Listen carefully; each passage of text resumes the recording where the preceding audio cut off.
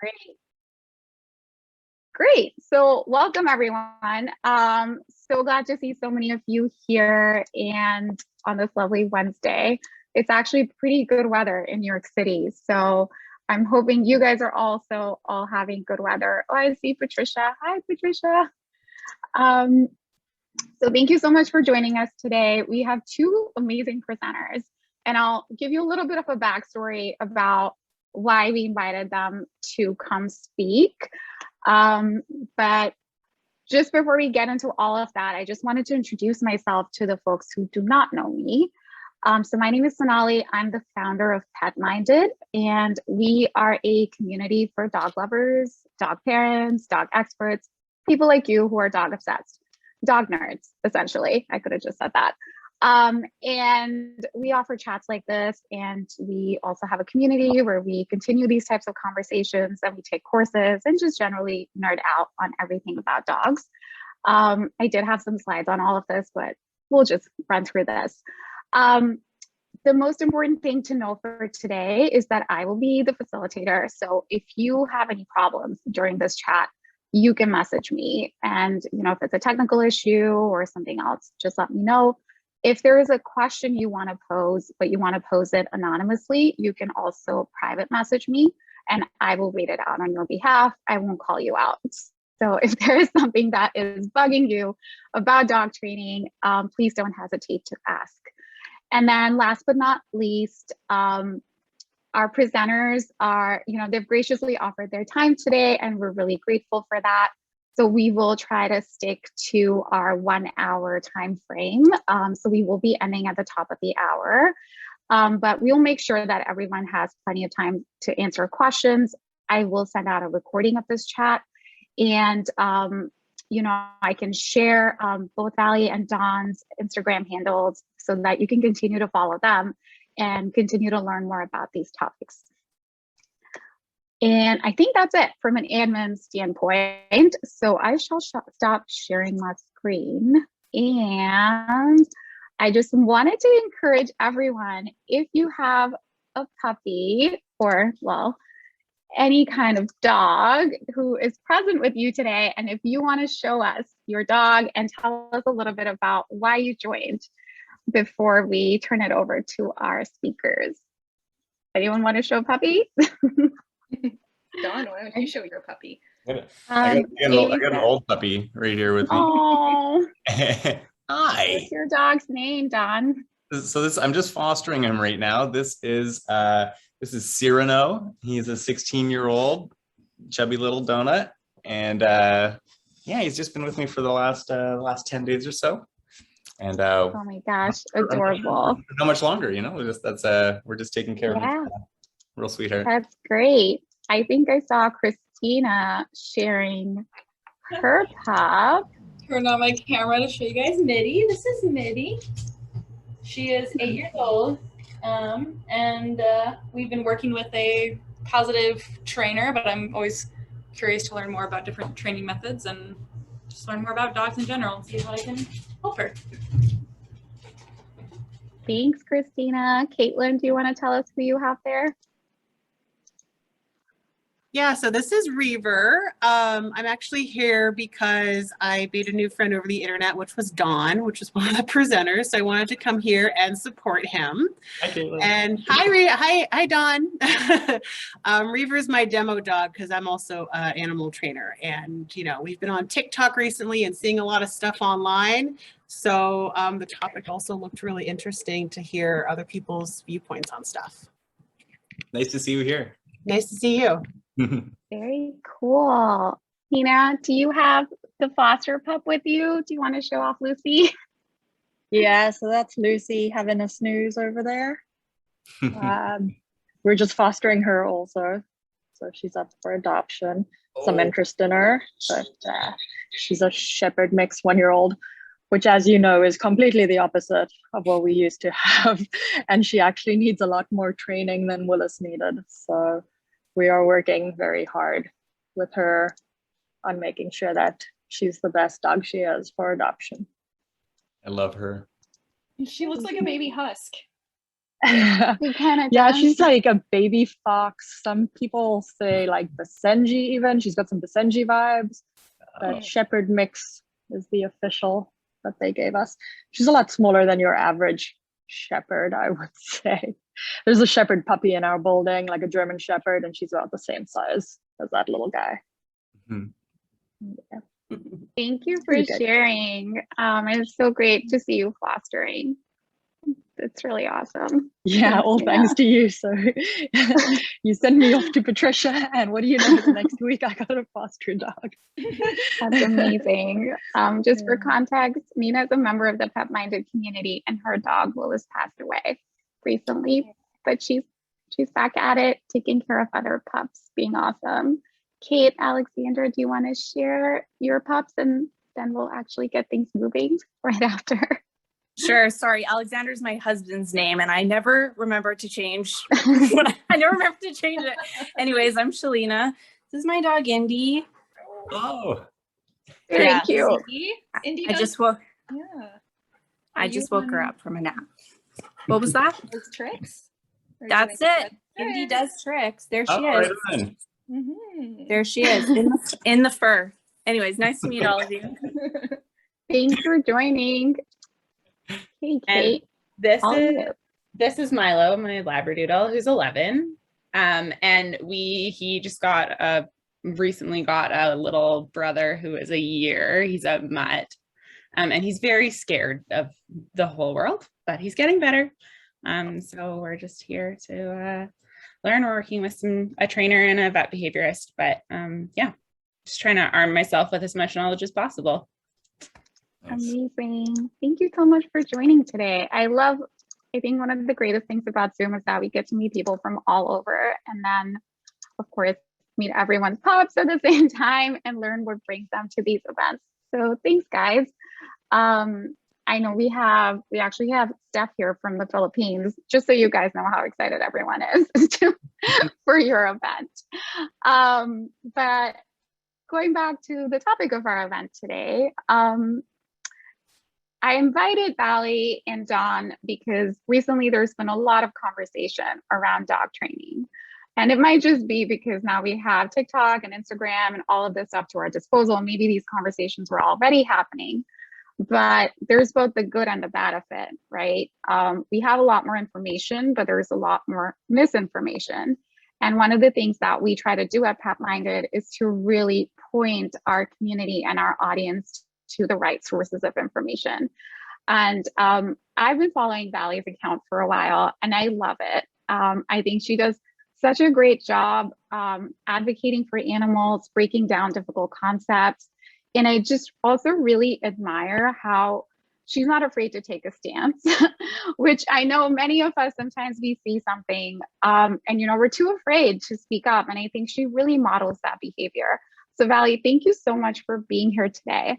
And we also have Don here, and he is a good friend of Vallie's. I think I've caught one of their fun IG lives before, but check out his account as well. Some really good training stuff, and just two all-around great people. But actually, I would love it if you guys would just take a moment each to tell us about yourself, your background, and how you got into being Instagram influencers. If that's what we're calling it. Just a joke. Go for it, Vallie, do you want to go first? Yeah, I can go first. Thanks for the really kind words, Sonali. That was really lovely to hear that you've enjoyed my account. And I do a lot of advocacy around dog training, so positive reinforcement and force-free and fear-free dog training. I have a PhD in geography from the University of Guelph, and I focused on human African wild dog conflict and conservation in Botswana in Southern Africa.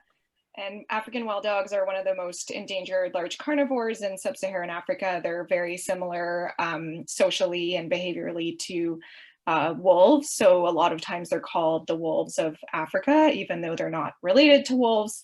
But they have very similar social structures. So I learned a lot about African wild dogs when I was in Botswana, and I worked with a lot of conservation biologists. So I draw a lot of my knowledge from, you know, the years of like reading about, you know, not only African wild dogs, but large carnivores, in particular, wild canids, you know, to inform dog behavior as well, because there are a lot of misconceptions around dogs and their behaviors being similar to wolves. And that really, you know, has informed the way that people train their dogs.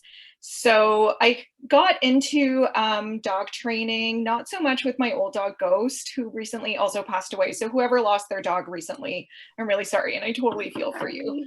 But Ghost was kind of, I didn't know anything about dog training with Ghost, and he was very shut down. He came alive in the forest, and I didn't know that what we were doing were decompression walks.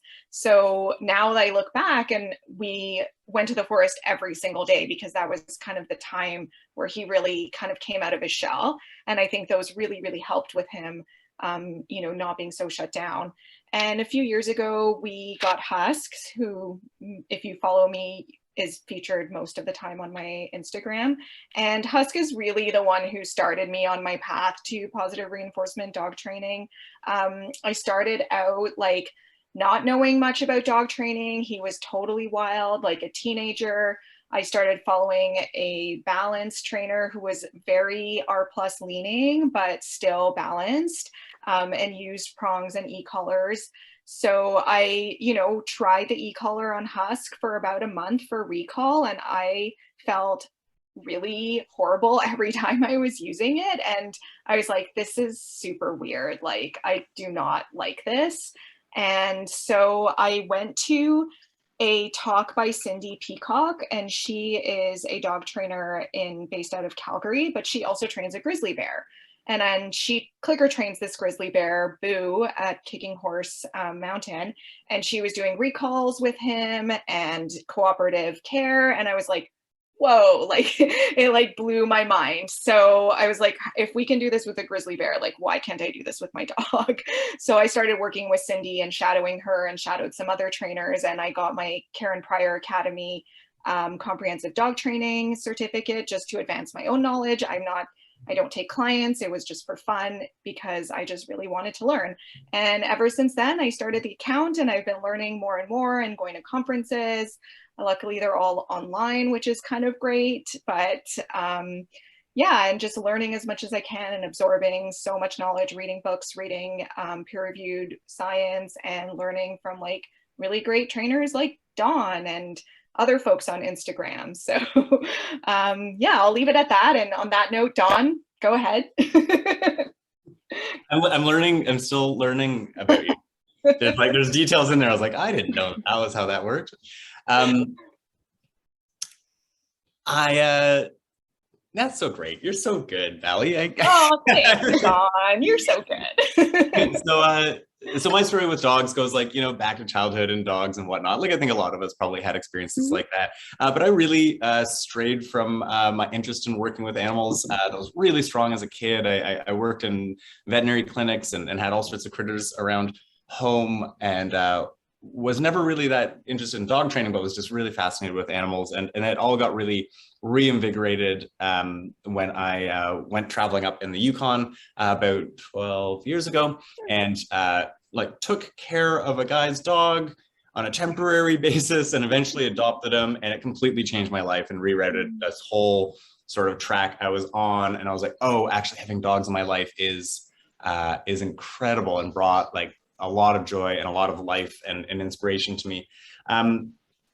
There's a bunch of steps in the story, but eventually I would work at some dog sledding outfits and spend just months on end in the winter with hundreds of dogs. And I think that still is a foundation of experience that I can draw on, just having that much like hands-on, watching, observing, interacting with so many dogs. But eventually led me to shelter work, which is where I started to become really fascinated with like problematic behavior, really challenging issues, dogs that were difficult to handle. And I'm really reluctant I was excited by it, but I get a little reluctant about that because, you know, sometimes us guys can feel like cowboys or something with challenging dogs like that. And it still to this day, I think working with dogs who are even a little bit scary is something that I'm actually quite quite engaged in and fascinated. And so I try to resist the, the sort of excitement around that. But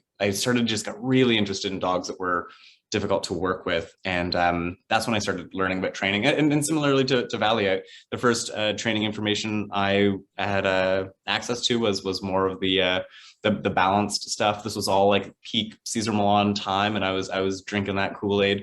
And it was a book by Dr. Patricia McConnell, The Other End of the Leash, that I read, and it just completely, I was like, whoa, wait a minute. This is a whole like paradigm shift for me. And I'm still learning every day, but that was a bit of a milestone. And I think from that point on, I was forever gravitating towards the sort of R+ persuasion and learning more and more, eventually studying with the Karen Pryor Academy and following that up with other courses to further my education. But yeah, it's been 5 years now. I run my own business, just doing one-on-one behavior modification sessions, helping people sort of resolve issues and live better lives with their dogs in the city. I recommend you all the Amazing. time. Thank you. We have folks in the chat, you know, you have some big fans out there, Valli and Dawn. People love your lives. And Steph says that she often laughs at her old self and how she drank a bottle of that same Kool-Aid 9 years ago. And I'll read off the other comments later, but I kind of want to jump in because you already sort of referenced what was going to be my next question. Just to make sure we're all on the same page, could you each define for us some of the popular forms of dog training, how you, on a very high level, you know, what is the difference between balanced and R+? Because I think for pet parents, this can be a really confusing topic. And there's a lot of self-proclaimed experts who, like, you know, you'll see posts and are just like, this is completely different from what the other person said. So, Dawn, do you want to take it away, or? Sure, yeah, I can lead this. So I think so initially, like, these are all like labels, and so they're great for like marketing and great for like in a condensed way, like communicating from one person to the other that like, this is how I would describe my practice. But that's up for interpretation sometimes, depending on who you talk to. But I do feel like the force-free / positive reinforcement, / positive reinforcement based, evidence based, et cetera, et cetera. These are all labels, but they are easier to define in my mind, because there's a few more constraints around what it means to sort of identify and practice under that sort of label. And typically it means that we try to just do our best to design training plans that avoid the use of aversive experiences for the dog. And that means that we are not using things that punish behaviors that they do by making them feel bad, whether like emotionally or physically. We try to create situations so that they choose the things that we like, and so that we can reinforce those and see those behaviors increase. So I think the definition is a little tighter because there are some parameters there. When it comes to defining balance, I find people define it in a lot of different ways. And I think there's a lot of conversations in that community going on about how people are kind of trying to differentiate themselves from some people on the spectrum between other people in the spectrum. But in general, I think the most common sort of tagline to like balanced training is that they utilize all of the quadrants of operant conditioning, which just means that they are willing to use uncomfortable experiences to punish behaviors and decrease them. I've got a lot more feelings about it than that, but I think that's, if I'll try to be a little like objective and sort of lead it there. I think there are more like contemporary balance trainers that do embody a lot of philosophies that are more common in the force-free community, but still want to like leave the door open for being able to use punishment for certain things. And then there's a whole spectrum, and it goes further, and it gets kind of ugly, and it's pretty like old school. There's a lot of stuff that I think we are just decades beyond that's still lingering around. And sometimes those people will call themselves balanced too. So it can be tough on the consumer side, because somebody could call themselves balanced and really fit anywhere on a large spectrum. Right. Yeah. I mean, I think for me, like the way that I see positive reinforcement / force-free / fear-free would be more like not so much the tools or the way that we train, which is actually like a huge part of it. So often, we would say we're clicker trainers, which, is very much positive reinforcement training, but for me, it's a philosophy, it's a way of living, the way that I live my life with my dogs, and, and making sure that I'm providing, the best life that I can, that is a dog's life. So, meeting their needs, training them in a way that doesn't cause them, anxiety or fear, or using force with them. And I'm not saying that balance trainers don't do this, but balance trainers will use, to a certain extent, depending on what Dawn was saying, like there are people who are on a certain spectrum. Like, yes, I learned a lot in the beginning from a balance trainer who, was R+ leaning.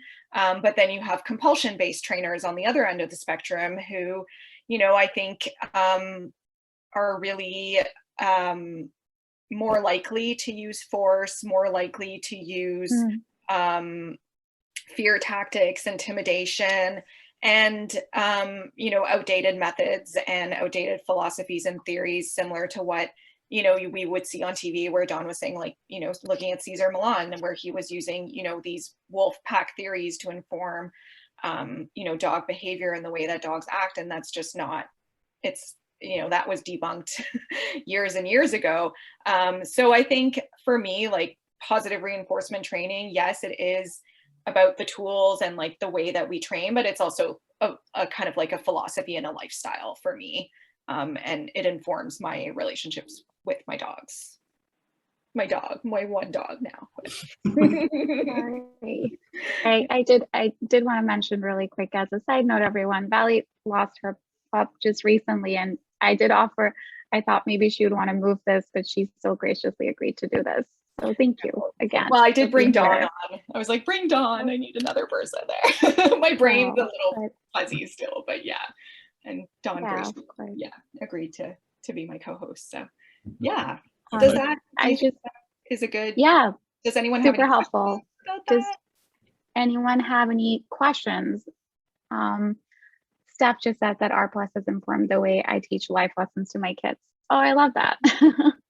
I do really like it as a philosophy, and I think that, like, the more I've learned about it's been focused to dog training, but it really has like a huge influence on the rest of my life. It really is like, you start to, as you train yourself to recognize experiences that like your dog doesn't love, and you start to seek out avenues to get some sort of results that don't involve punishment, you start to really, I think there's a bit of a paradigm shift. And I think this is why it's sometimes a struggle for people to kind of get into the force-free thing, because it is really like philosophical, and it's a mindset sort of thing where you're now kind of committing to like challenging yourself to observe and recognize when things are like aversive or punishing, and to say, oh shoot, like that's probably not very cool for you, is it? I wonder if there's a way that I can kind of go about it. So in a way, for me, at least in dog training, and I think in day-to-day life, there's something in that is the pursuit of like identifying and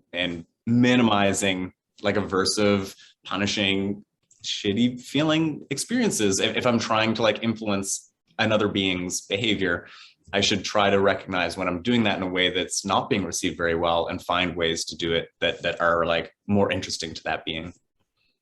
And I also think it's about, like, a lot of positive reinforcement trainers, they really focus on the environment as opposed to putting the dog, putting all this pressure on the dog. Like, so how can we change the environment so that the behaviors either don't get repeated, or, the environment is as stressful for the dog? And I think that that's a big shift for a lot of people as well, is to say, hey, wait a minute, maybe I need to do more work on not putting so much pressure on my dog to behave in a certain way. Rather, how can I make these changes to my dog's environment so that my dog is more comfortable and feels safer? So, yeah. Right.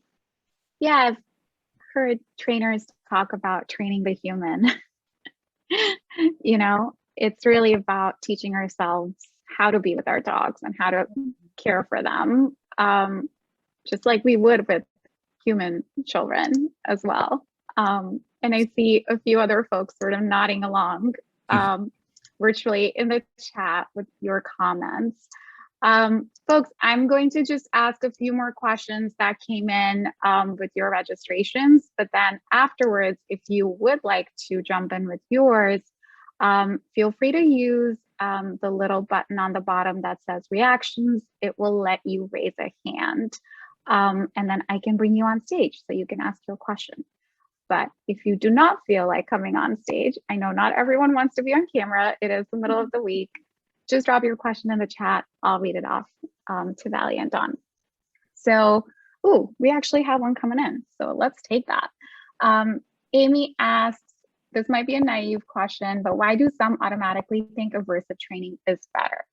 Because it will allegedly work faster, it's easier. I personally don't know anyone who trains this way, but in general, I think it would be good to know basic talking points behind the positive reinforcements so I can call people out if necessary. Ooh, that's a good one. Yeah, it's a big, there's a huge culture around punishment. And I think in a really like, I don't want to call it basic, like in like the, you know, sort of social zeitgeist, sort of like that's basic sort of way. But I think it is basic in that it's a really like very basic response to something that you don't like. You know, like I don't like this. Ugh. Like you shout at it, you push it away, you do a thing. It's like, I think it's a really fundamental sort of knee-jerk response to a thing that you just don't like. And I think we've seen that historically with the way we treat animals, with the way we raise ourselves, you know, children. I think the sort of auto knee-jerk response is often more aligned with sort of punishing, and it is like effective depending on how you define effective. It'll often like stop something that you don't like, and that's reinforcing for me, right? Like if I shout at you to stop and you stop, that works for me and feeds my needs. So I think when you're trying to like identify these things and call them out, I think it's definitely worthwhile to acknowledge that like it's a big thing, and people don't challenge this way of thinking very often. And so I think while advocating for this sort of stuff, you're probably best to be a bit mentally prepared for some backlash, because a lot of people think you are like absolutely nuts for you know, challenging that sort of way of thinking, because it's so sort of fundamental in a lot of ways.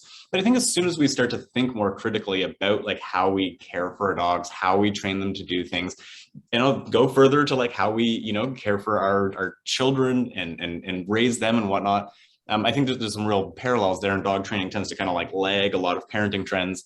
That as soon as we start thinking more thoughtfully, more critically, and as soon as we start prioritizing like the care and well-being of the individual we're interacting with, and take that responsibility on ourselves and stop putting it on them, all of a sudden we have to realize that there's so many things that can have negative consequences and followed, and we should avoid those things. And there are wonderful, like sophisticated ways of doing the things that we want to do that actually like boost their well-being while also achieving the goals we're trying to achieve.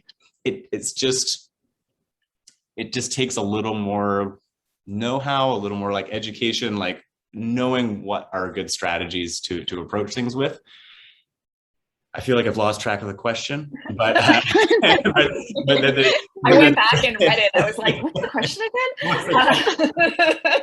But I got you, Amy. I found it. Yeah, go for it. Vallie, take over. I think it's kind of a two-pronged thing that happens with aversive training. First, I think that just to kind of echo what Dawn was saying, that, you know, we live in very much of a punishment-based culture. Punishment is used every day. I mean, we use positive reinforcement. We use all the operant conditioning in our everyday lives. It's behavior. It's what drives behavior. So I think we put this, you know, kind of pressure on animals to understand these concepts of acting appropriately, being held accountable, respecting us. And these are concepts, you know, human concepts that dogs just don't understand. I think that that has been largely also driven by huge marketing campaigns around this type of training. You know, Cesar Millan was huge, as still is huge. Canine Intervention on Netflix. I think there's just a lot of this type of training, and I wouldn't necessarily call it balanced. I'd probably call it more compulsion-based training that is very accessible to folks, and it's really difficult to weed through all of that information that's out there. And at the end of the day, you know, punishment aversive training just works really quickly. I mean, punishment works really fast. Just as an example, you know, the other day my friend was supposed to come over and she called me and her car got towed. And she was like, I will never park my car in an area where I don't look at the signs again. And I was like, yeah, because punishment works really fast, you know. But the follow to that is also anxiety, right, around parking next time, being more vigilant about signage, you know, and to translate that to dogs, you know, punishment works really, really fast and really, really quickly. And a lot of times, you know, a lot of dog parents who just get dogs, you know, are trying to focus on all of these like behaviors that are coming out. I think they see a lot of, you know, shut down dogs are being said that these are calm dogs.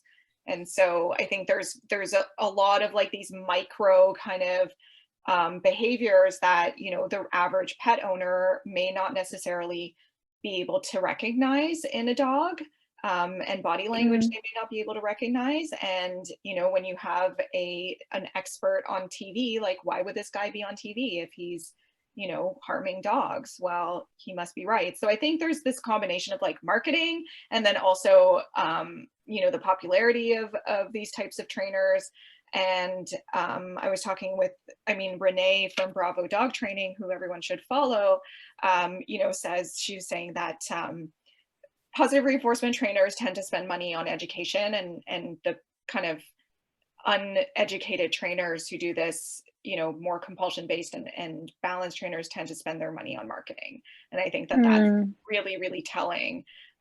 So, I mean, I don't get ads for positive reinforcement training on my Instagram. I get ads for balance training.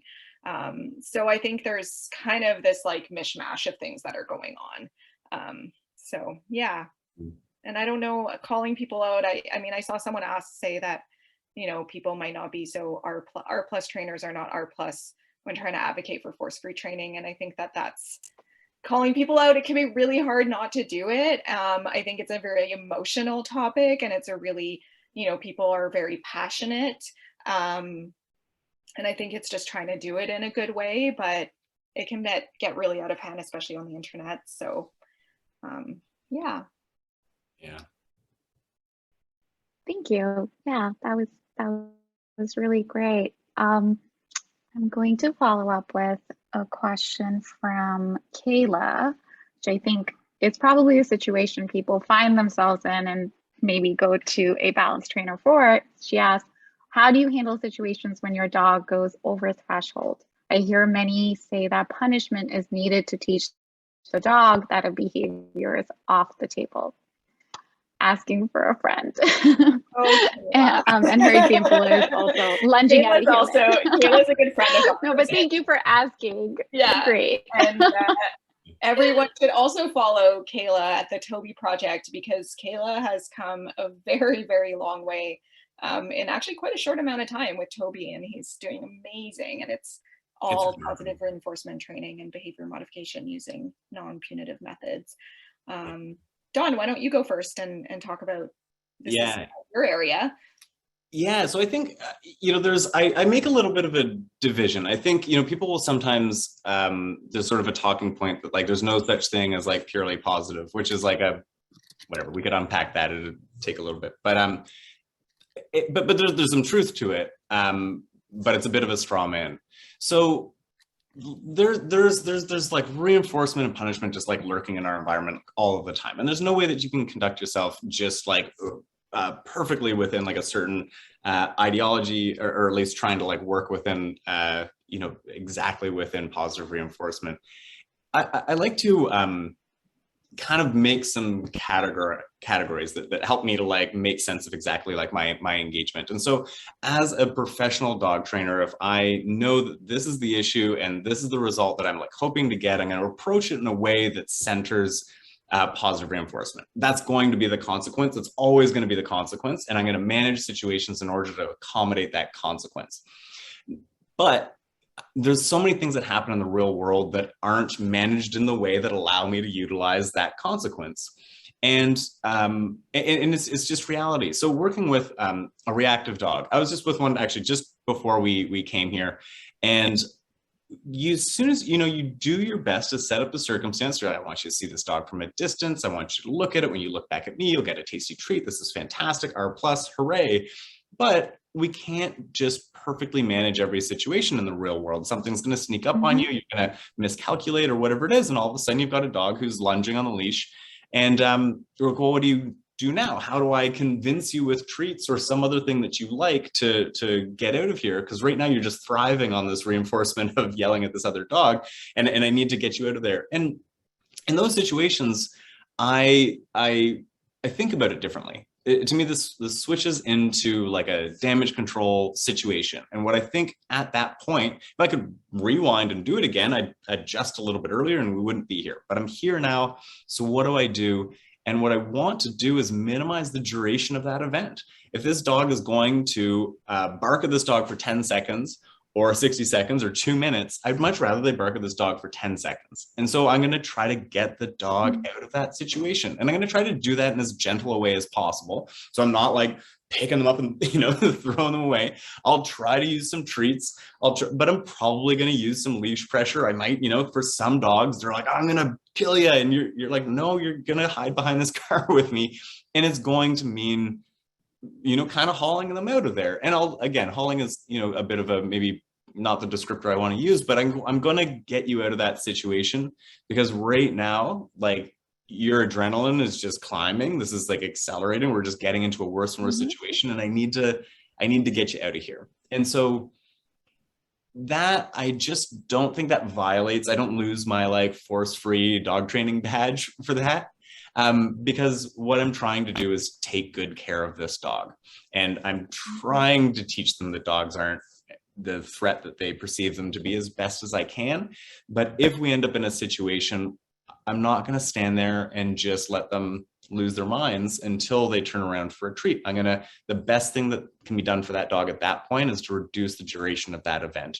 And I will physically move them out of there if they need to, but I'm going to try to approach that in the least invasive way possible and graduate to slightly more like invasive measures to get that dog out of there, because I can't have them sitting there climbing the ladder, getting more agitated at those experiences. And I just don't think that is, I don't think that violates my R+ planning. It's just a way of managing a situation. And I think about it as damage control. Sometimes shit hits the fan and you have to make the best of that. And so that's, I think that's a reasonable thing to do. I think that's the best thing to do in those sorts of situations. Yeah, like Husk can be reactive. So when he does go over a threshold, my first thing is space. I just like turn around and like run away. And I think that, I think a lot of the whole thing around punishment, I think there's a couple different things to consider when we hear, punish the unwanted behavior and it won't get repeated. I think number one, having a reactive dog can be very embarrassing for people. I've been in situations where I've been totally embarrassed by Husk, going wild and nuts, and everyone's staring at me and people are putting this pressure on me to control my dog and all that stuff. I've definitely gotten better at that, mostly because I just don't care anymore what people think. And secondly, I've learned to manage and, work on Husk's reactivity. The second thing is, when you have to remember that that reactivity is driven by emotions. And when you're adding something negative to a dog who is already having a negative experience, the reactivity can actually get worse.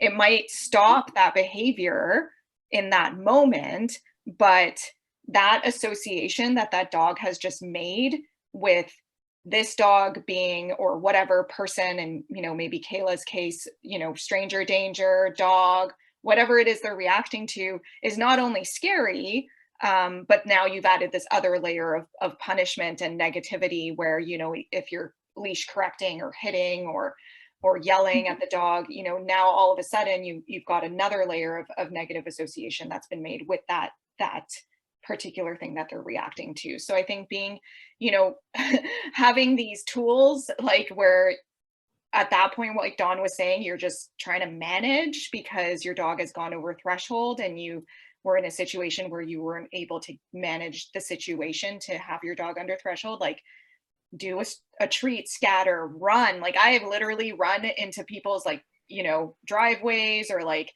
you know, trying not to trample gardens and stuff like that. But I've like crossed the street, I've turned around, and just, you know, really trying to be compassionate toward your dog, that they're not trying to embarrass you. They're not trying to, you know, make things worse or whatever it is that you're feeling in that moment. Like, don't think about what other people are thinking about, that they're looking at you, and just like try to remember the tools that you've learned, whether that's management, running away, whatever it is that you need to do in that situation. And then you kind of just, you know, have that moment. I've definitely cried. I've definitely been embarrassed. I've definitely walked away being like frustrated, for sure. But, you know, taking some time to kind of decompress and letting your dog decompress. And yeah, just, you know, remembering what you've learned in terms of the reactivity. And if you are struggling, like, try to find a trainer, you know, a positive reinforcement trainer who's going to address the underlying emotions rather than, you know, just stopping that behavior right away.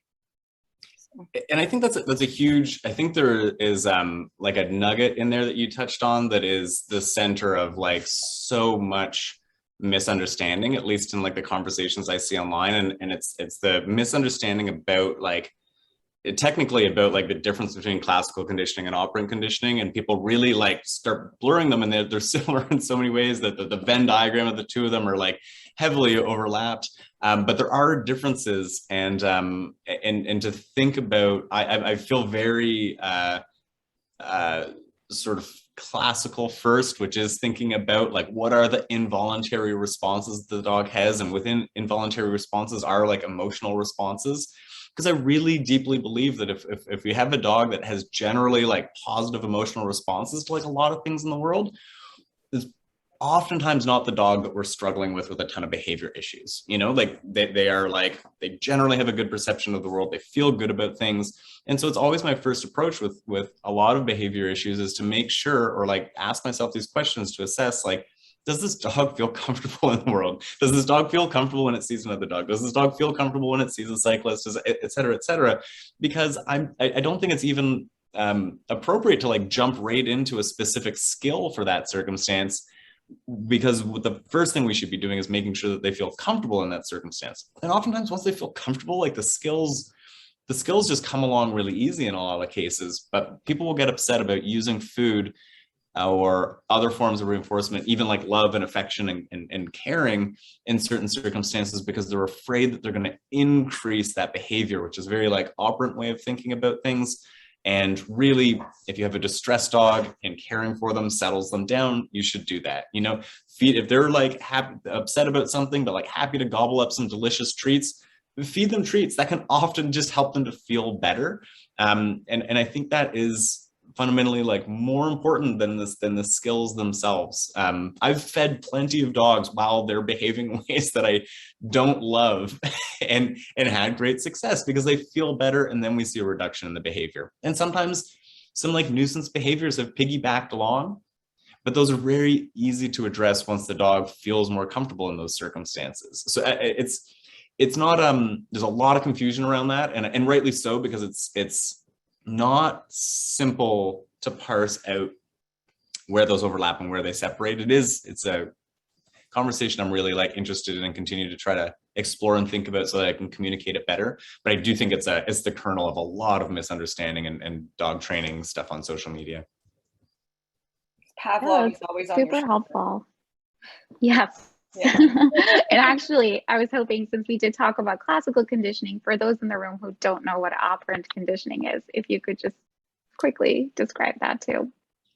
I think the simple way to describe it is to think about voluntary and involuntary behaviors. So if we can increase the likelihood of those things happening in other beings, in our dogs, but they operate slightly different. So like involuntary things, really obvious, like physical ones, are like the way your pupils dilate, or your you get goosebumps, you shiver when you're cold. Like these are things that you can't like make yourself do. Your body does them. Now we can induce those sort of states. Like I can shine a light at you and make your pupils do those things. I can put you in a walk-in freezer and you'll shiver. You can make these sorts of things happen, but also like emotional responses are in there. And I think that's what's really important on the dog training side of things. You just don't have control about those. This is your body responding to things before you're like consciously choosing to do anything about it. And then operant has a lot more to do with consequences. Is when you behave in a certain way and something happens that you like, and you're like, I'm going to do more of that. And sometimes it's something you like is acquiring something that you want. And sometimes something you like is escaping something that you don't want. That's really what like all of our behavior kind of comes down to. Every single thing we do is in one way or another an expression of getting something that we do want or getting away from something that we don't want. And I think that's a big thing with like the R+ motive, like style of training, is that we're trying to make sure that all the behavior is motivated by acquiring something that we like, because the alternative is to find relief, which can be fantastic in so many ways, but to find relief, you need to be escaping something. And so if we're going to use other sort of more punitive methods, we need to introduce something kind of crappy so that our dog can find relief in escaping it. So those are getting good stuff and escaping bad stuff is more of the operant variety. And then all of the other things that our body does in the brain, these immediate responses, physical reactions, emotional responses, are all more of the classical sort of variety of things. Yeah, like I kind of think of like classical conditioning as like associations and operant as consequences to increase or decrease behavior. So you think of Pavlov, is classical conditioning, ring the bell, the dog salivates. So that's your like, the bell now has been associated with the bringing of food. Whereas, operant conditioning would be, for example, your dog sits, you give your dog a treat, the dog is going to start doing that sit behavior again because they've associated, that they know that they're getting a treat every time they do this behavior. So when people say, oh, positive reinforcement works by definition, that's exactly what it means. It means positive means adding, reinforcement means increasing behavior. So if you look at the quadrants, I say quadrants because they're not really quadrants, but, we tend to use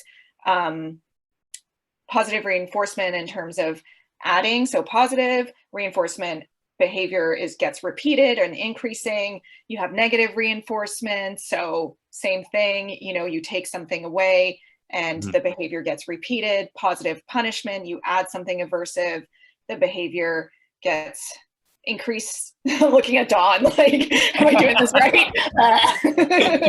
And then negative punishment, you take something away and the behavior decreases. So you take something aversive away and the behavior decreases. So if you think about like a e-collar, so if you add a stimulation or a shock to a dog to stop a behavior, that would be positive punishment. You smack a dog on the nose, to make it, stop counter surfing, that's positive punishment. For example, an e-collar, when you're using it to create that relief, so you would take the shock away in order to decrease a behavior or increase a behavior, depending on what you're trying to do. So there's all these different ways of the 4 kind of quadrants. And Dawn and I talk about negative reinforcement like probably once a month. I love it. There is a very interesting question in the chat from Caitlin. And since you mentioned e-collars, I'm going to ask it. And then folks who posted in the chat, I am like scrolling through to sort of combine your questions so we get to them. But Caitlin wants to know, in your opinion, can a force-free trainer use an electronic shock collar in a non-aversive way? Yeah, like I think no. But people will argue that they can. And I think if you want to be like super hair splitty about it, like there's an angle, but it's like, it's minute and it's impossible to confirm because it ultimately comes down to the dog's experience. So I have an internet friend who has a deaf dog who uses a vibration collar, and just that can be kind of controversial sometimes in the R+ community. And people would say, you know what, it doesn't deliver any like electric stim, it just shakes, right? And now that could be aversive. That could be something that a dog finds unpleasant, and you can use whatever adjective, you know, scary or uncomfortable or weird, whatever. We don't know. They would get to describe it. They could find it aversive. They could find it to be something that they don't like. Alternatively, if you were to vibe the collar and dish out a bunch of awesome treats, it could be that vibration is an experience that they have a positive emotional response to, and lets them know that when they feel that, they could check in with their person and get some amazing treats. I know this person is a force-free trainer, and they're very aware of like the nuance of it, and they're very aware of how a vibration collar alone can be aversive and how it's murky trying to say that it is or isn't, because it ultimately comes down to the dog's experience. But with that great level of caution, she's done this with her deaf dog, and I don't know, I've seen videos of her recalls and they look like amazing. They look joyous, like the dog like pivots and runs back with this big smile on its face, and I think she's done it successfully. But I think without so much caution, I think it could be aversive. You know, that dog could be turning around excited to get those treats, but sometimes that excitement to get those treats doesn't look too different from the relief of escaping the scary thing, you know. And so relief is a good feeling, but it's contingent on escaping something, and which is there's also, you know, some negative feelings in there. So people will sometimes argue that same angle with e-collars, saying that the electrical stimulation is so low that it's almost neutral, and that when it's paired with treats, it actually becomes a cue to return. And like, if I break my brain and get, like, I think that could be a possibility in the world, but I would just use a whistle or something else and avoid the possibility of using an aversive. I think once we're kind of getting to that slippery slope of carving out a real niche example of how that could operate in that way, but we can't confirm it, there's so many other options available to you. And I think when people oftentimes want e-collars, they want to be able to stop their dog from chasing a deer or something like that, where now we're definitely using a higher stim, stopping a behavior. It's more of a punishment thing. I think if we're really looking at it as a way of cueing our dog to like a positive reinforcement based recall, there's just a lot of other options, and the e-collar isn't useful. It becomes useful when you can dial it up when it doesn't work. And so I would just take that option off the table. I'm gonna be like more blunt than Dawn. Dawn was like way more like eloquent. I'm just like, no. Yeah. No. Yeah. Love it. Because we don't know. Just no. But no, Caitlin, I think just by definition, like if we just look at the word like electronic shock collar, it's pretty aversive to me. It sounds aversive. You know, Kayla from the Toby Project is a physiotherapist. She uses, you know, the stim from the devices. I don't know what they are, Kayla. You might want to put it in the chat all the time, you know, and the difference is that we can, number one, we know when these stims are coming in physio. We have a warning system. We can express whether or not verbally very quickly, whether or not we're uncomfortable. And that's just not necessarily the case for the dog, right? Like Mhm. I've tried an e-collar on my own neck, and like I tried it on a low stim and it was uncomfortable. And people have like, you know, been like, oh, well, I tried on level 13 and I don't even feel it, and my dog tries it on level, you know, I only use it on level 4 on my dog. And I'm like, well, okay, well, dog skin's more sensitive. Well, first of all, you're not a dog. Second of all, like a dog's skin is way more thinner and more sensitive. I mean, they can feel a fly on them. You know, there's all these other things, and people have laughed. Like I've had some guy laugh at me being like, well, you tried it on a level 13 and that like was bad. Like you felt that, well, you must be really sensitive. And I'm like, well, that's a big this point is the though. case.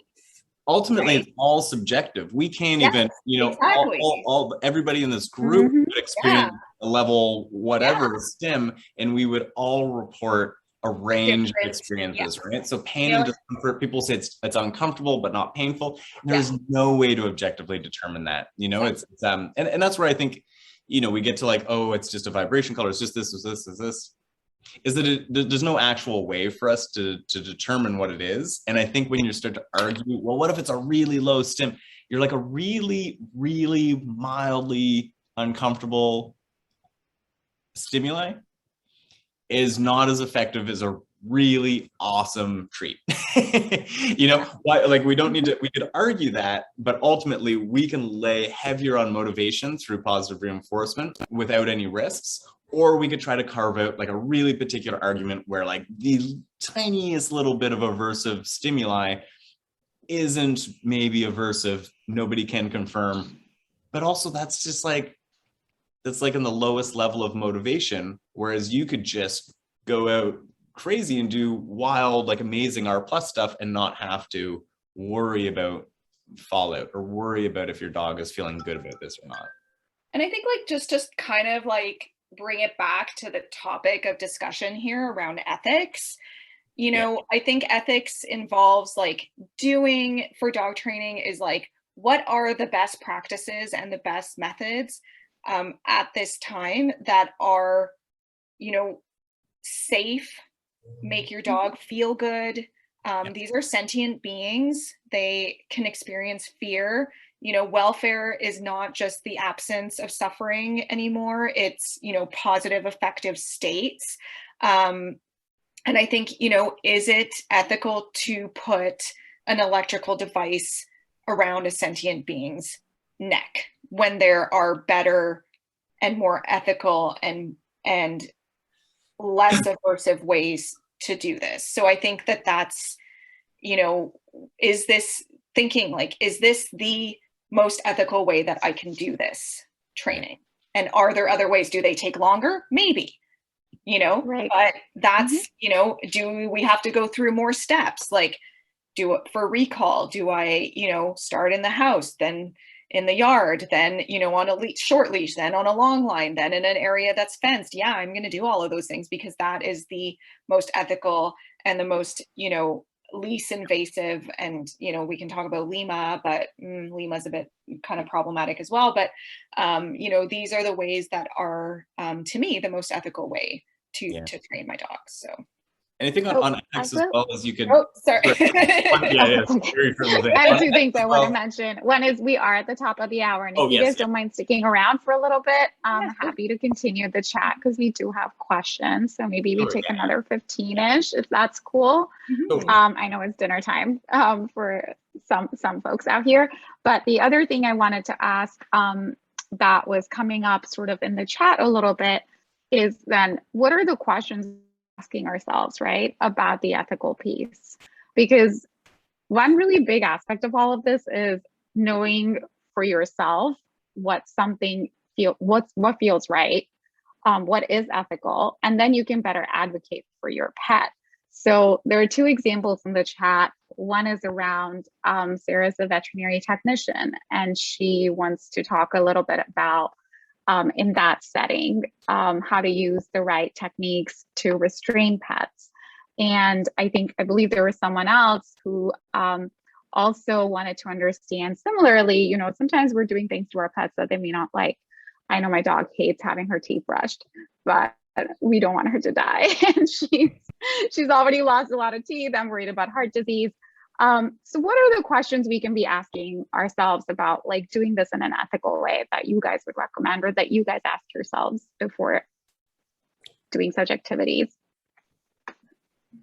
Yeah, that's really good questions. I think a lot of people in the R+ community now are pushing for cooperative care, you know, and consent training. So start button behaviors, and, you know, working with veterinarians who, you know, will let you come to the vet, you know, without making an appointment and just hang around. You know, I always bring treats to the vet. Of course, there are times, you know, where, you know, we've had to do a blood draw or something, or, you know, it's been aversive, like it has been. And, you know, at that point, it's also advocating for your pet, right? Saying, okay, let's take a break. Let's, you know, let's come back another day. You know, can you come to my house and do this, where the dog might be more comfortable. Oh, Cyrano. Cyrano agrees with you. Yeah, Cyrano. So, you know, I think there's a lot of, you know, veterinarians who are moving towards fear-free practices, or, you know, how to these visits, or, you know, brushing your dog's teeth, like working towards doing it in a way that is minimally aversive for the dog. So I think, you know, I think there's a huge difference between your dog's like physical health and going to the veterinarian and brushing your dog's teeth, although I think you can do a lot of training with that, and loose leash walking. Right. So I think, you know, you have to be able to kind of figure out the context, you know, like you said, Sonali, like, I mean, you know, teeth problems like that can kill your dog like 3 years earlier than it should. Right. So, yeah. And I think it's teaching training for these situations that may be aversive, that you cannot avoid, because you have to go to the vet, you have to get vaccines, you have to, you know, do health checks and everything. But and then in the meantime, you know, looking at cooperative care and start button behavior and working with a fear-free vet is a really good way to kind of start moving toward making these potentially aversive situations less aversive for your dog. I'm also reminded of Dr. Susan Friedman's like trust account analogy, that is sort of like, let's, if we imagine good experiences being deposits and bad experiences being withdrawals, and appreciating that oftentimes single bad experiences are a little bit more expensive, you know, that maybe if we do 10 positive experiences is sort of worth one negative experience. I think it's a nice way to frame it when we think about the inevitability of some negative experiences. So we should proactively spend our time trying to invest positive experiences in certain contexts, understanding that like, it's hard to get, you know, some dogs do it and it's amazing, but it's hard to get like, not every dog is going to like appreciate a blood draw, right? And so we have to just sort of acknowledge that there are going to be, especially when it comes to like some uncomfortable invasive medical care, some of these things are going to be uncomfortable experiences. But if they have a load of uncomfortable experiences in their life, then those are going to be more impactful. And so if they have a load of great experiences in their life, they're going to be able to weather uncomfortable experiences with a lot more resilience. And so trying to make sure that we're investing in that account so that we're always floating a nice, healthy balance so that we can take those withdrawals when they inevitably sort of arrive in the real world situations, but without ever being in the red, you know? Yeah, I totally agree. I think resilience is a good word there, is recovering and being resilient. And I think if your dog leads, you know, a life that is, you know, 95%, you know, non-aversive experiences, they're going to be able, and then those few aversive experiences that they have, they're going to be able to recover a lot more quickly. Yeah, definitely. Thank you. So we do have a couple of questions. I'll throw two easy ones at you while I scroll through the others. where do people find R plus trainers? So there's Christine in Boston, but in general, what is the best way to find someone who has that philosophy embedded in their training practice? Also, how do you verify that? Because, you know, this is not a regulated industry. So what should they be looking for? And similarly, also for fear-free veterinarians, what can people be looking out for when they are looking for a new vet? Yeah. So it's an unregulated industry, but there's a lot of reputable organizations, and a lot of those reputable organizations have like a find a trainer function.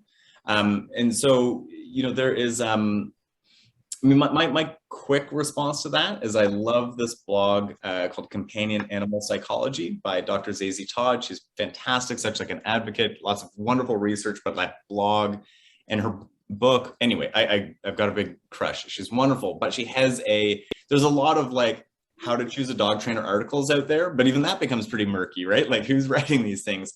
I send Zazie's how to choose a dog trainer article, and she just talks about like why you want to choose this, why you might want to avoid that. There's always like links to research, and she names a ton of organizations that also generally indicate that somebody is going to be abiding by a certain sort of set of rules, if you will. So that is that's the short answer. I mean, we could really pick into like the details of that, but I think we can try to trust organizations that have you know that have defined themselves as being you know advocates of this sort of stuff and supporting people, and if you're certified by them, a lot of times you will lose your certification if you're reported to be violating their guidelines. So I would be looking to organizations and like find a trainer in your area functions that are available on it's a popular function on most of those organizational websites. Yeah, and a couple of people, Liz and Lorraine, just put up Liz put up the article you were talking about in the chat, and fearfreepets.com will have like fear-free groomers, fear-free veterinarians, fear-free trainers. So that's a good resource as well. I think, you know, Karen Pryor Academy is probably one of the leaders in positive reinforcement training. So, you know, you're getting a good trainer with Karen Pryor Academy graduates.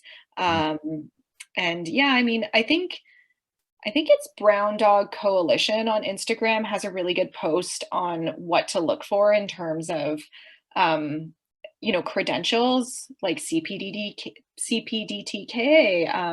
you know, stuff like that. But I think for the average like pet owner, there are certain key words that you know may raise some red flags, like balanced, corrections, pack.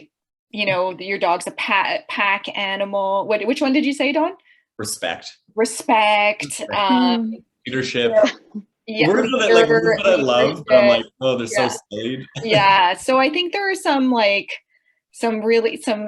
you kind of get more immersed into like dog training and seeing who's out there, like there are ways to kind of like understand and pick apart those red flags. And you know, a lot of positive reinforcement trainers will say what they've, you know, their education, they'll put it up on their website.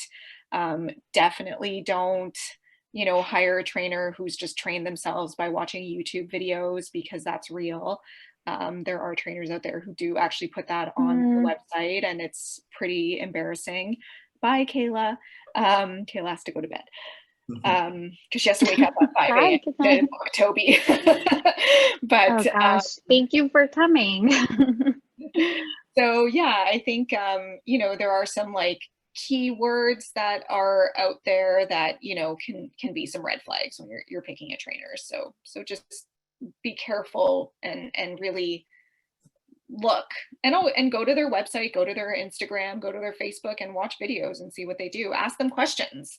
You know, what will you do if my dog makes a mistake? If they say, oh, I'll issue a correction, then you know that they're not going to be potentially the trainer for you if you're not looking for that type of training. Yep. So, thank you. I think it's a response that covers a lot of questions in the chat. So thank you for covering it, both of you, so much in depth. So we do have a few questions. I don't want to play a game of, you know, picking favorites. So I'm going to ask one, I think, again, that hopefully encompasses a lot of mini questions in here. And this question is from Lysuna, who's actually the resident dog scientist for Petminded. So I promise I'm not paying favorites, but she asked this question early on, and I thought that this would be actually a great question to end with. And it's really around, you know, everyone in this room, if you're here, you're probably already sort of on this R+ force-free bandwagon, right? We've already bought into it to some degree, but we are potentially still going to make some mistakes. It's not going to be foolproof, right? And so her question is, gosh, I'm really like, this has been a very long chat today. Lysuna, do you want to unmute and just tell us your question? Because I want to do it justice. You don't have to come on video if you don't want to. Wow, we had so many questions. Maybe she's dropped off too. But essentially, I think her question was really around what kind of mistakes can we avoid, both in doing this type of training with our dogs, but also the conversations that we have with other people, right? Because if you see someone on the street and they're doing something wrong, how do you sort of introduce R+ to them in a way that they may actually listen to you, that could be effective for them? You know, there is this aspect of modeling that behavior, but also in conversation. If you guys have tips on that the crew here can share and spread in the world when they go back off Zoom today. I have had like mixed reactions with that. Like I've definitely like yelled at people for, you know, leash correcting, like harshly leash correcting their dogs. And we've gotten into it a little bit. And, you know, that's mostly men. So Dawn might have a better way of like dealing with men, but I've also had really good conversations with people. I think, yeah, I think for me, I kind of like fall back on my like Ph.D. quite a bit, especially if someone's telling me that they have to be the alpha or like the dominant. And, you know, so that I think I'm kind of in like this niche like place where I can fall back on that.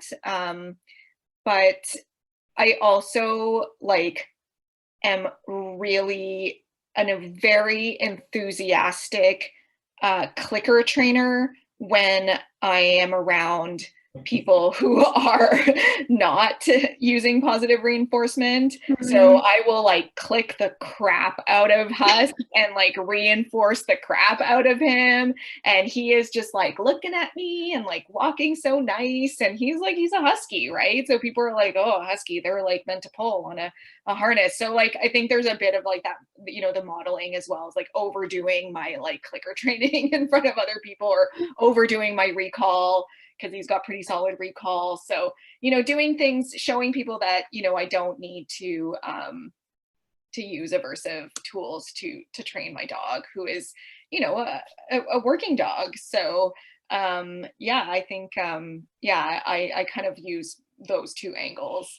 Yeah, and I think the biggest, I see her question, what is the biggest training mistake people make who want to be R+?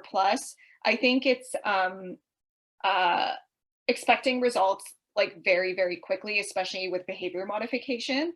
I think that can take a really much longer than what people, you know, want. You know, results can be, you can see results really quickly actually, but like, you know, you have to be really patient.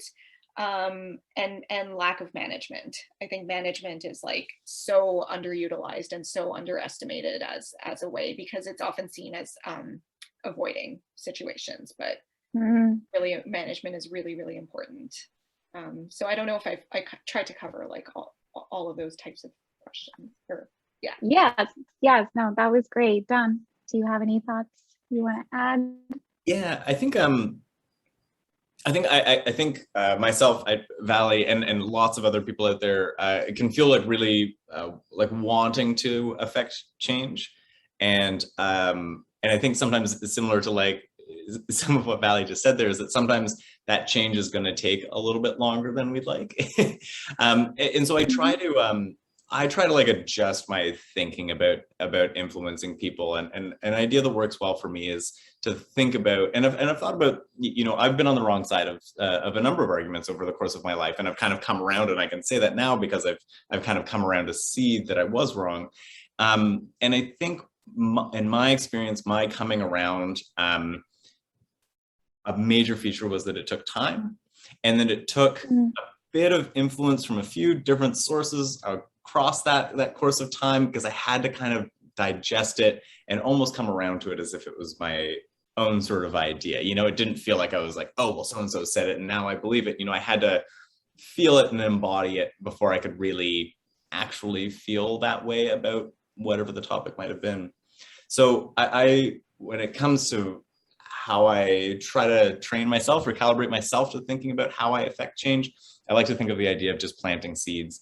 And that allows me to hopefully think of it as I'm just going to put some good information out there and hope that somebody latches onto it, but I'm also going to completely let go of any expectations to see any sort of results of my efforts because I'm unlikely to see it. You know, like it's just, and maybe I'm the first person to hit them with this bit of information. Maybe I'm the third or the fifth.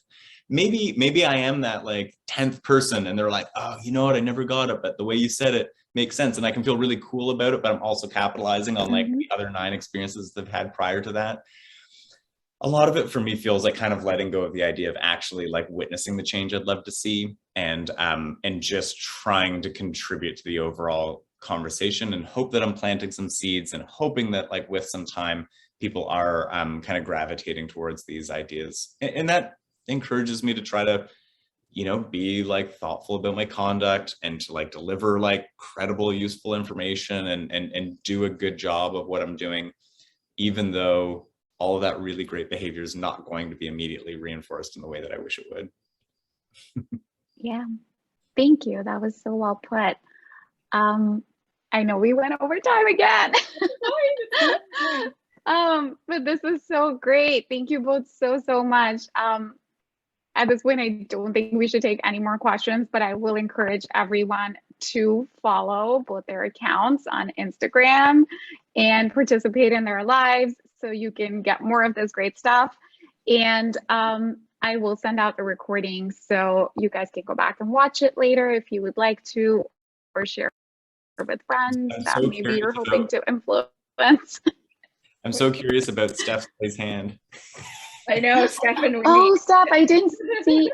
Oh no. Okay. Well, let's just do. We'll have to make this really quick. But if you guys don't mind, we'll just quickly do the one. Are you good? Hi. Okay. Hi, everyone. Okay, I'm sorry. It's totally fine if we don't get to talk about this, but I feel like I needed to raise my hand because it's hard a little bit to type it out in the chat. So, hi, I'm Steph. I'm from the Philippines. It's so nice to meet you, Doc Vallie and Dawn. I'm so starstruck. But anyway, the reason why I wanted to talk, raise my hand is because I'm really passionate about promoting and encouraging people here in the Philippines to train their dogs with positive reinforcement, reward-based methods and games and things that make their dogs happy. My experience so far is that some people have reached out who are interested in it, but I like you mentioned, Dawn, you don't get a lot of feedback. You don't see a lot of results after some time, after that initial chat, initial discussion. So I was wondering, like, are there any strategies like this is all application now. My question is applications. Like, how do I make that change? What other strategies can I do to help people ingrain it into their lives with their dogs? Because it could be like, it's fun, you know, it's an interesting topic, you know, they learn these new ideas in the first call, but then how do I encourage them to keep doing that every single day? Because like consistency is key. Is there like, do I need to do follow-ups? Is there a way to encourage them or see if they're making any progress? Just so I could like continue on with that philosophy and help people integrate it into their lives with their dogs. So I was just wondering if that's something I should think about, is that something that I should like leave it up to the dog guardians to do, or is there more I can do for them? Reinforce them. Yeah, yeah, totally reinforce them. And Reinforce the crap out of them. Make it easy. I like to try to, because buy-in, I think like early buy-in is really crucial. So sometimes in like a first session, it's like, hey, let's just like, I used to do this more often in the beginning. I think I was more concerned about this, but I would be like, hey, this is kind of unrelated, but like, let's learn how to do touch, you know, and just do like a simple behavior. Because as soon as people saw something go from scratch to something in like 5 minutes, they're like, oh, I understand how this works. And to me, that was just like a buy-in tactic. That was just me trying to convince them that at least this one little thing could happen right in front of their eyes, and that they would believe in it, and that would inspire ongoing effort. I also encourage people to, I'll tell people to do 3-minute sessions a day. You know, like the time that it takes your water to boil for like your coffee or something like that, can you do like 12 touch reps? Or like I try to make it so damn easy, because I think what's successful is a consistent practice. And I think if you can get somebody doing that for like a week, 10 days, to like they start to see it, but they need that initial effort to see the returns. And then I think there also is, are you a dog trainer? Working, like I have just started. I'm working for there's like a client, yeah. like a client-based sort of question. Yeah. And I do think there's, I don't know how I do it. I think it's just my like constitution. Like I can also like let a few slide. I have clients who just invest heavily, practice, do all the research, they want to know. And I have other clients who are like into it. And then I have others who are like just not, and I can't make them do it, you know? And so there's a weird little, it feels kind of sad to say it out loud in front of a bunch of people, but like, you know, it's sort of like you can bring a horse to water, but you can't make them drink sort of thing, you know? And I think there's a little bit of this where my sanity and my like is saved, and my burnout is warded off by being able to like let a bit of it slide, because I just can't make everybody do everything I want them to do, even if it would be really great for their dog. So I try to make it easy, reinforce them, but also like accept that the reality is that like you're gonna have a huge influence on some people's lives and less so on other people's lives. Yeah, I mean, you can't convince people if they're not ready to be there, right? Yeah, make a good pitch.